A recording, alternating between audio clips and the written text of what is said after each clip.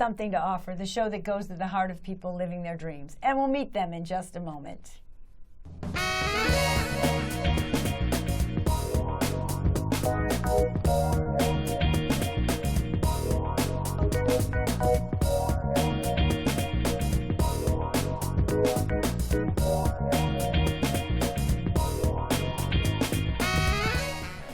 My guest today is a man who sees the blessings in life, humanity, the connection of life and the world through faith, community, and the arts. He is a writer, actor, director, educator, and I'm just going to kind of read you kind of the whole layout real quick. If you would go online and just Google this fantastic gentleman, you would hear this. He is a performer and director he's performed and directed in over 20 countries and 5 continents. New York credits are the Public Theater, New York Shakespeare Festival, the Metropolitan Opera, La Mama Residency Company, Great Jones Rep, Ralph Lee's Mattaway River Theater Company. Also with La Mama, he has toured throughout Europe and Asia, working on several of Ellen Stewart's original pieces, and performing with Andrei Serban and Elizabeth Swados, epic fragments of a Greek trilogy. Regional credits, the American Repertory Theater, the New Rep, Improv Boston, the Stonington Opera House. He earned his BA at Marquette, MFA at Columbia University.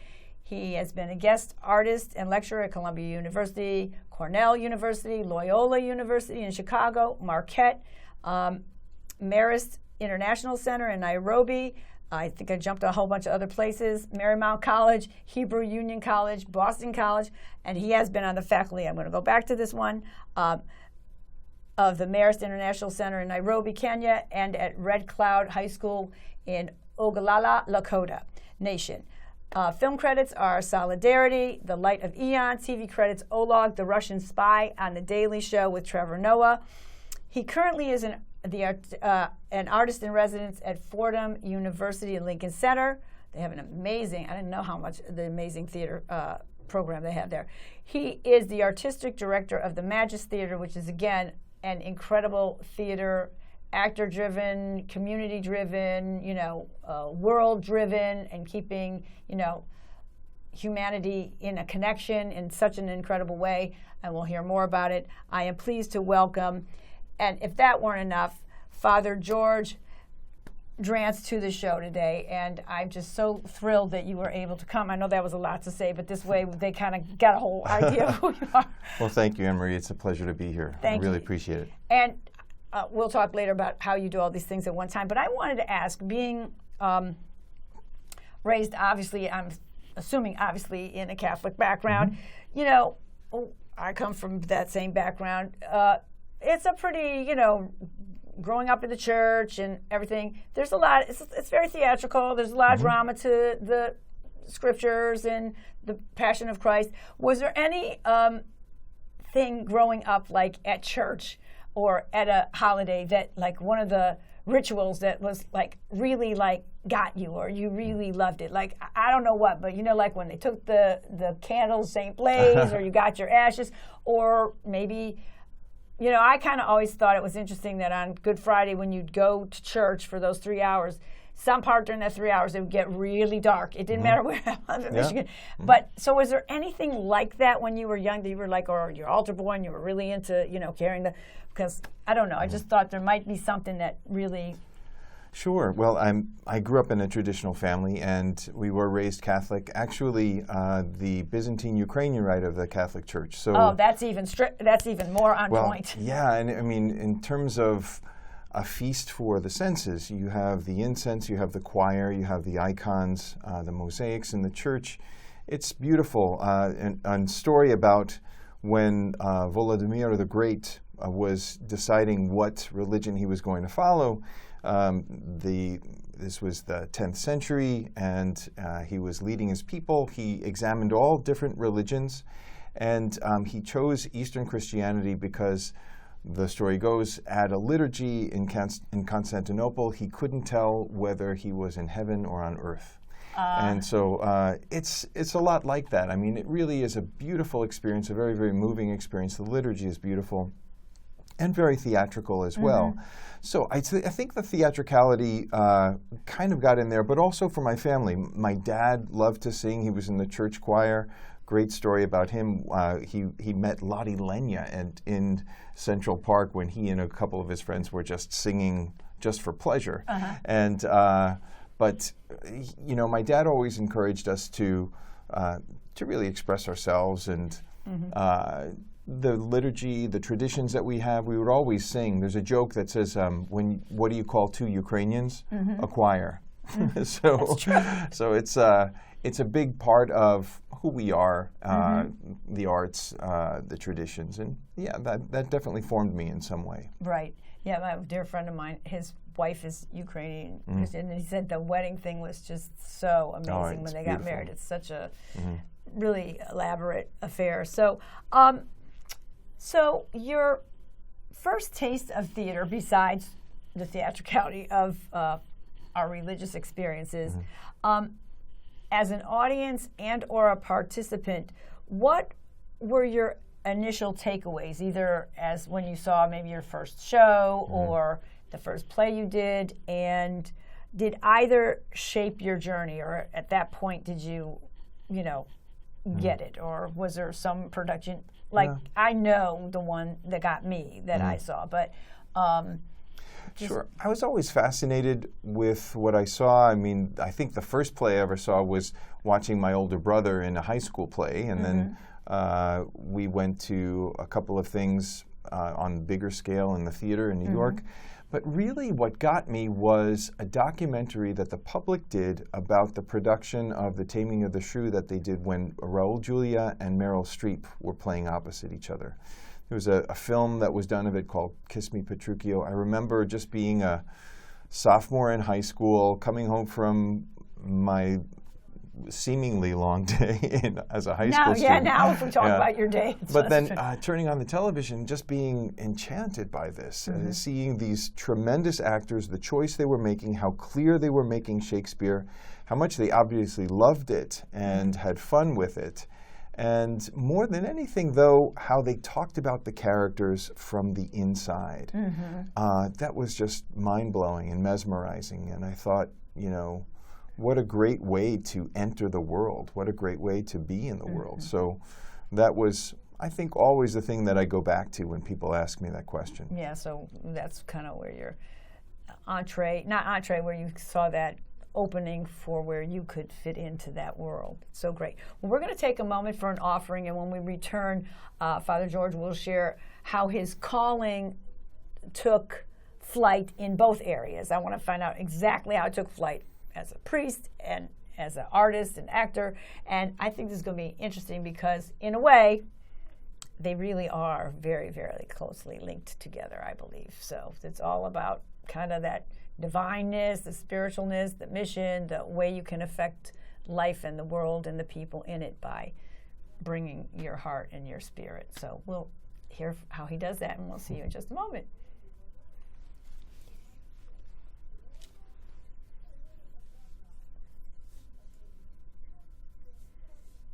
So we talked a little bit about both areas. So in terms of seeing something that you felt being part of, which really came first, or did they come sort of tandemly? Did you, after you saw that PBS, I'm assuming they did it on PBS, so did you start doing school plays? I mean, I know you're a Jesuit. I know the first thing I did, I was an all-girls school. I wanted to meet boys. I did a play at the Jesuit high school, and then I just started doing theater, and then that was it. And then I saw a play, college play, Godspell, and I thought, okay, now I just have to do this, you know. But it's shifted and morphed into a lot of things, but those were what drove me. So. Yeah, very similarly, I got involved in theater in high school and the musicals. Then in my junior year, there was a group that came to work with us called Creative Educational Systems, and they had a much more expansive view of what theater could be. So yes, we did musicals, but we also took part in making of the musical itself. So it was student written, student composed. We had some talented musicians in that group.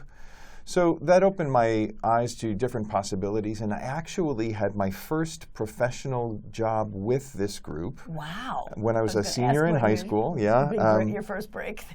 we toured a production of the Odyssey, an adaptation of Homer's Odyssey, Wow. which really takes the myth and translates it as every person's home journey. So how do we find ourselves distant from home? How do we get home? What are the obstacles that we have to overcome?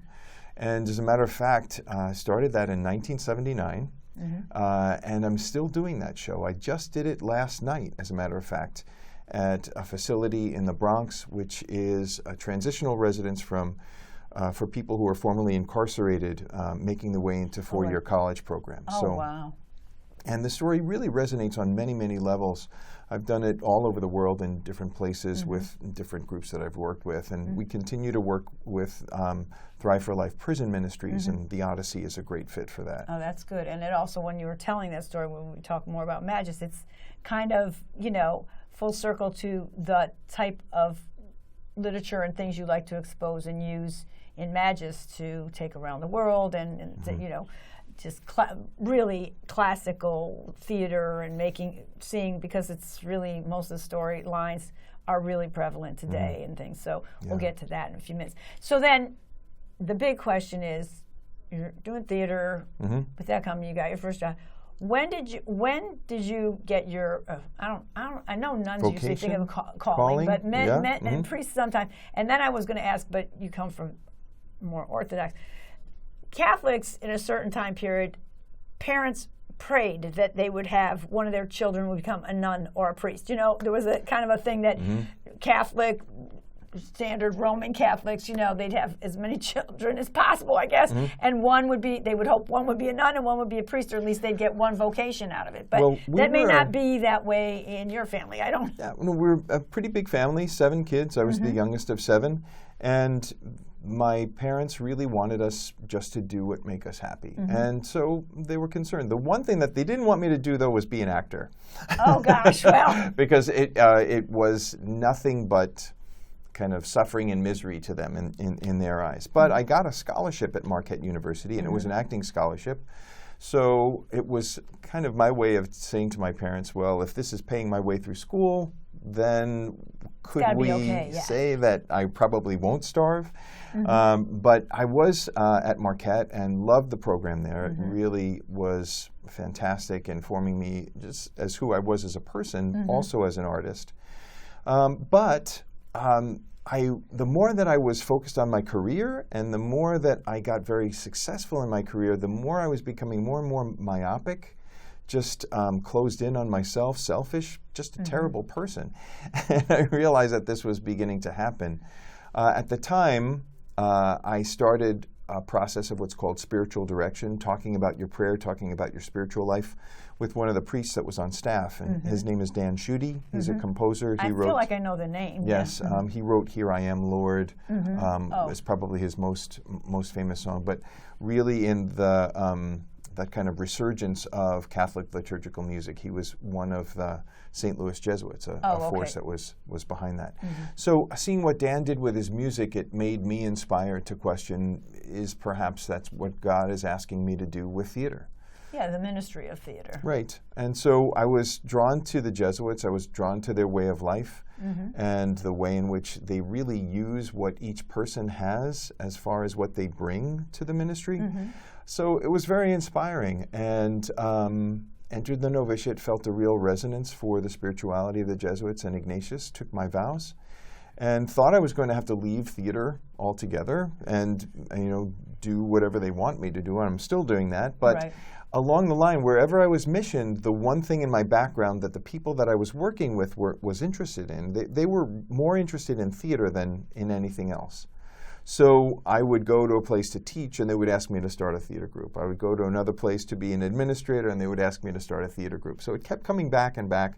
My superiors then said, well, this seems to be something that's alive. Why don't you investigate it, see what can happen? I worked with a Jesuit who has a theater company in Honduras, Teatro La Fragua. It's the only full-time year-round theater group in the country of Honduras. And he was just given a Lifetime Achievement Award, but really starting it just with as an opportunity for kids on the street to be able to do something other than hang out on the street.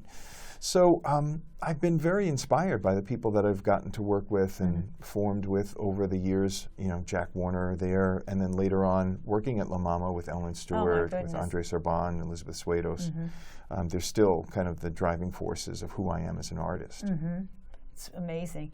It's so great because I also, I'm sure you had this experience, or I don't want to say this experience, but I always think of, to me, everybody's different why they do the work or they get to acting. And, you know, I always, when I would perform, I would be hoping, you know, it wasn't like, I didn't care about me being there so much, but what I would bring, like what the story we were telling might do for somebody in the audience. Would it open up something for them? Would they just enjoy it, or how it reached them? So one of my college friends used to say, the way you do theater is like my brother, he was a minister. She said, I just feel like that's your, you know, that's like your mission. But I think that it is a ministry in a sense, depending on how you're doing it, not judging. I mean, some people are out there, you know, they want to be seen, and it's not that you don't want to be seen, but I'm also very happy if I come off stage and I walk out the door and nobody knows it was, they don't look at me and go,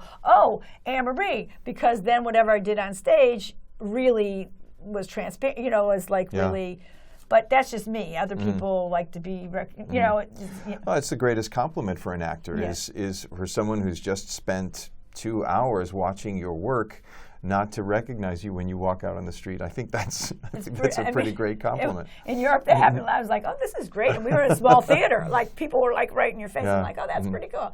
But I always felt like it was more like what you could do together with the audience, or what they might go home and like, if your character went through something and it's something that's locked up inside them and it helped them, you know, open up about it or something. I think, and I'm assuming, well, I just think the kind of work that Magis does brings people to commonalities, like across countries, across worlds, and they work together on theater, and it's just amazing. So we'll get into that. Let's see, I have so many questions. What's it like?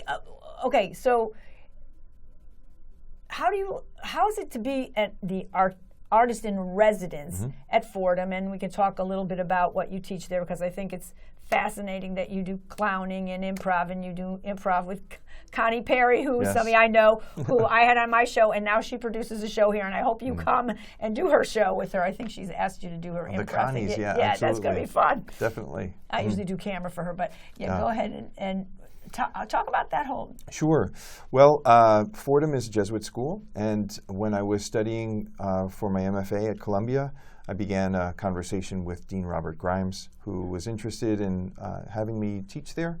I met Larry Saccharo, who was the department chair at the time. Larry directed Three Tall Women on Broadway and worked with a lot of Edward Albee's plays. Right. But got another connection for me. I did. Oh, nice.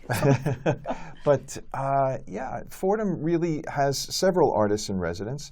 There are two of us in the theater department, myself and Dawn Saito, a tremendous movement performer. She bases a lot of her stuff in physicality, and her, not only her performance, but her directing is great. So the artist in residence is really a way for people who are working in the industry to have a foot in the door in the education world. So we teach at a 2/3 load, but we're also expected to stay connected to the professional community. And so for me, it's a nice balance. A friend of mine, Luann Jennings, who directed the solo performance of the Gospel of Mark, she would always talk about how actors need portfolio careers. You need to have a little bit of this that actually pays the bills, a little bit of this that satisfies what you want to do creatively, a little bit of this that keeps you on your toes and stretches. And so I think with my teaching, with my priesthood, working at St. Malachy's, the Actors Chapel, and then performing with Magis and freelancing with other groups, I feel very, very blessed to be able to do so many things. And I was astounded because I know Fordham, from other people going there for graduate work, and never knew the extensiveness of their theater or conservatory type program. They do. I love it. I wrote it somewhere, but I'm not finding it now. it's very experiential, Yes. and it's your practice. It's like I said, this is it. Ignite your vision, begin your practice. When I read that in the website, I was like, that's like such a great statement and such a great mission, because it is a daily practice, and it's fascinating. So what, of all the things you do in the arts, in terms of performing, I'm not even going to talk about the directing, do you get a lot of gas out of improv or the clowning, the commedia type? Or do you just like to handle, well, everything's great, but is there one that it's like your thing, So much of it depends on the project, what it is that the project is trying to do, who I'm working with, what's the sense of the ensemble, or what's the vision of it. So I think I'm equally comfortable performing and directing. I think if there's something where I have a very strong vision about, the directing would go into it more.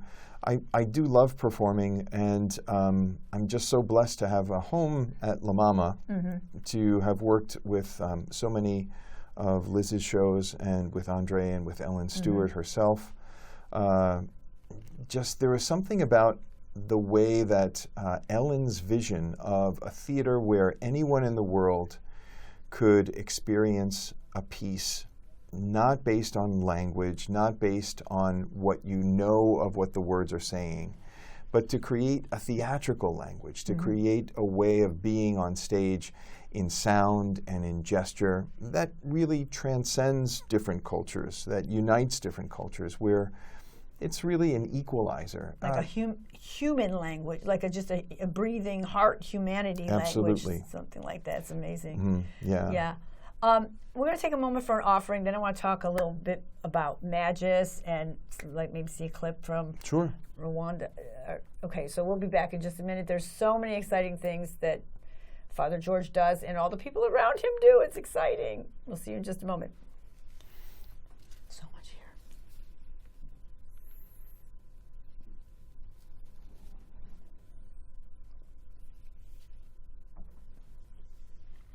We're back, and can we talk about, I would like to talk about, because it's, again, more connections in internet. Magis Theater, you started with some other people. You're the artistic director. You have a stunning piece that you do called Mark. Want to talk a little bit about that, because that's about part of the writings of the Apostle Mark, and they don't always do that. He's not always done. So want to find out how that experience, creating that, and what that's like. And you've carried that over for years and gone all over the world doing that.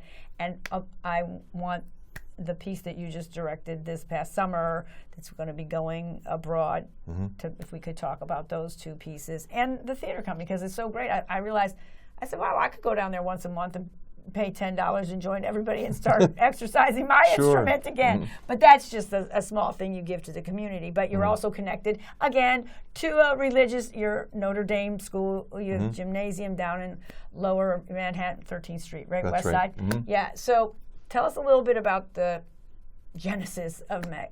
Sure. Basically, our training at Columbia, we were very, very lucky to be there at the time that we were. We had a lot of people from the avant-garde and experimental theater world. Andre Serban was there. We also had Isabel Anderson taught us mask. Nikki Volz came in and gave us physical training. Priscilla Smith, who was in Andre's company, the Great Jones Company, she started Medea. She was on Andromache, Trojan Women. She was Electra in Electra. But to learn from these giants, Anne Bogart was there. I actually worked with Anne Bogart at the American Repertory Theater while I was studying theology before I went to Columbia. And part of the reason why I went to Columbia was because I knew Anne was there.